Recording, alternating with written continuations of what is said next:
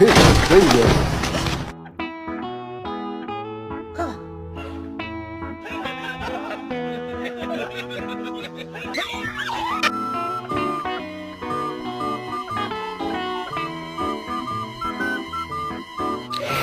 Hey, look, I know you're sorry for what you did. I'm sorry for barking at you. But just remember, man, next time you trip one of their shoes, let them know you did it. I got in trouble for that, okay? I love you. You know what I'm saying? You're my brother. Cheer up. Let's go.